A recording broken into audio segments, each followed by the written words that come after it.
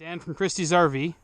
Today we're going to be taking a look at this 2020 Jayco Jay Flight SLX 284BHS.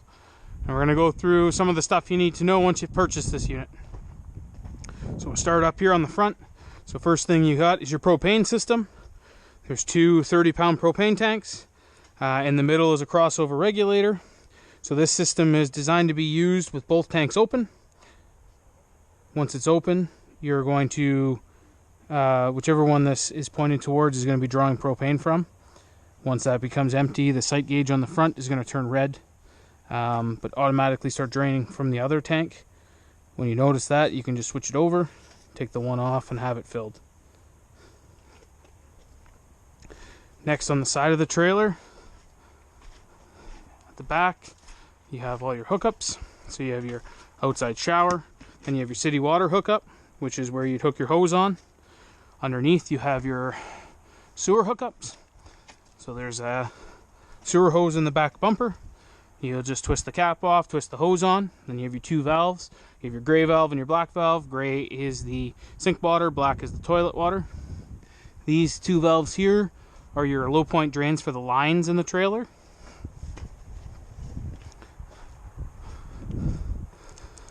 Now on the rear of the unit, you have where your power cord comes in and out. You just pull it in and out. It's approximately 20 feet. And you have your water heater compartment. To open it up, you just twist the little tab over. So everything's controlled from inside the trailer. In here, they do have a spot for where the drain plug goes. So the drain plug goes in there. One important thing to note is when you go to remove the drain plug, you need to make sure there's no pressure in the system, so open up the set of taps inside before you do that. One other thing, this is your pressure relief valve.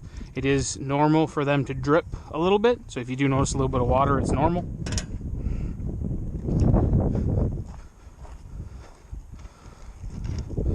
So on the side of the unit,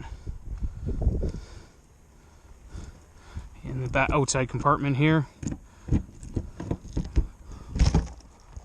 as you open it up, you have your outside kitchen. Just latch it on. Okay. So it has a small fridge inside. The fridge inside is on as long as the trailer is plugged in, and this is your controls for the temperature.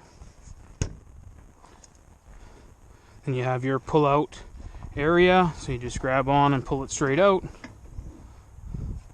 to open it, and then you can open the cooktop and just put the arms down in place. So then you also have a quick connect hose. So the quick connect hose itself, you just have to pull the collar back and push it and lock it in place. So there's one spot underneath the trailer that you have to hook it up, and one spot underneath the cooktop. So you just hook it on, and there's a little lever on the one on the trailer. You just have to turn that lever after you're done, and then you can light it manually with a lighter. Next, you have your fridge vent. One thing to note here is you can't block the airflow off here because it'll hamper the performance of the fridge, so just don't lean anything up against the trailer or block off the airflow. You have your furnace exhaust, which will obviously be hot if it's running. Up top you have your vent fan. To open it up, you're just going to push the two tabs open. For travel, you need to close it. You're just going to push it till they click into place. This here is where you fill your fresh water tank. Just turn the knob off, and you put your hose in there and fill it. Once it's full, it'll start draining underneath the trailer. Underneath in this area, there's a little white valve. That's your drain for your fresh tank. And you have your setup here to hook your TV up outside, so it has the mount, the satellite or cable hookup, and then your plug-in. So now this unit has the stairs that go inside. To open them up, you just pull this little release handle, pull it down. Now the legs are adjustable on both sides. You just pull this pin and extend or retract the legs to get it level. So the awning itself, the control button is inside. So once you come in on your left hand side, you have your controls here. So to put it out, you just press and hold it out. Now the electric awnings are not designed to be used in heavy winds or heavy rain. So I recommend you roll it up if you have either of those. Another thing to note, or a recommendation, would be that if you're not at your trailer, I'd recommend that you roll the awning up and leave it up. So now the awnings themselves, you can adjust them for pitch on both arms. To do that, you just have to grab here and pull down. So you can do one side or the other, doesn't matter. Before you roll it up, you just need to push it back up straight. One thing to note with these is because they're friction fit, over time they won't stay down when you pull them down. You may just have to tighten that bolt up. And to roll the awning up, you're just going to press and hold in. So the other switches here, you have your interior and exterior light switches. Then you have your monitor panel. So on the monitor panel, you can check your battery level, fresh tank, black tank, or gray tank levels. Then you have your switch for your water pump. If you're going to use your water pump, you're just going to turn it on there. Then you have your water heater for gas. If you want it to light on gas, you just flip that. If it does not light on gas, this little fault light up at the top is going to come on to tell you that it didn't light. If you want it electric, you're just going to press the electric on. The last switch here is your slide out switch. So to put the slider out, you're just going to press and hold out. One thing to note, before you put the slide out, you should make sure that there's nothing falling down between the slide out and the wall. Another thing with the slide outs is they only seal when they're all the way out or all the way in. So you can't leave the slide out part way, otherwise it will leak. And once the room gets all the way out, it's going to make a ratcheting noise. That's how you'll know it's all the way. So next up is the stove. So the stove itself, to light it, you're just going to pick your burner, turn it to the little flame icon, and turn the sparker. Now the center burner is your high output burner. So if you're going to boil water, that's the one you'll want to use. To light the oven, you just need to turn the other knob here to light. Once you get there, you can actually push in on the knob, push and hold it, turn the igniter.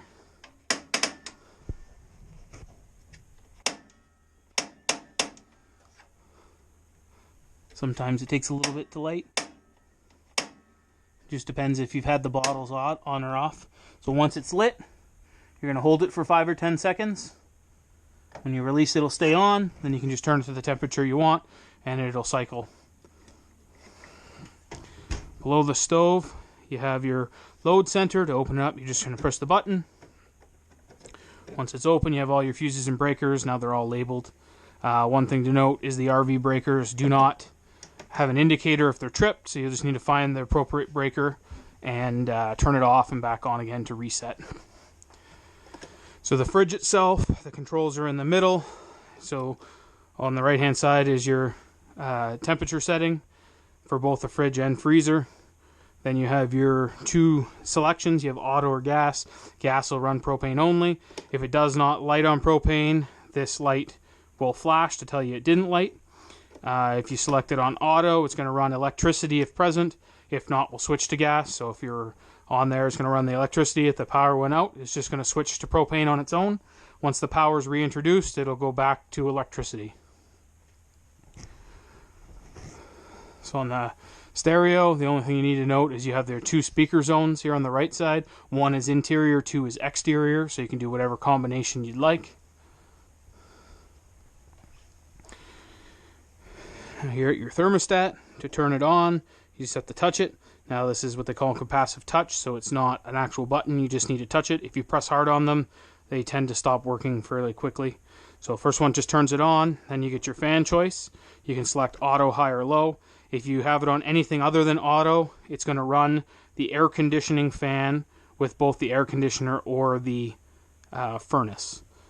Next thing is your AC. You just set it to the temperature you want. It's going to work on its own, same as furnace. So once you set furnace temperature, the furnace is going to turn on and run for 15 to 20 seconds before it lights. And then either when you turn it off or it comes to the desired temperature, it's going to run that same 15 to 20 seconds as a cool down safety procedure. So in the bathroom on the wall, the outlet in here is your GFI receptacle.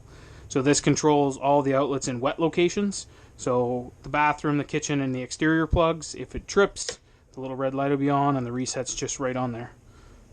This one has foot flush toilet. To flush the toilet, you step on it all the way to the floor. To add water, you just half step on the pedal.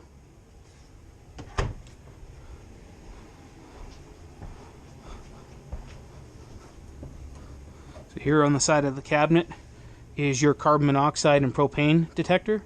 Now if it goes off, it's going to tell you which one it is, if it's propane or carbon monoxide. Now this is wired to the battery on the front of the trailer. So if the battery becomes low, it emits a high-pitched squeal to inform you that it's not going to work properly. Okay, I think that's just about all for this unit. I hope you enjoy and have a great day.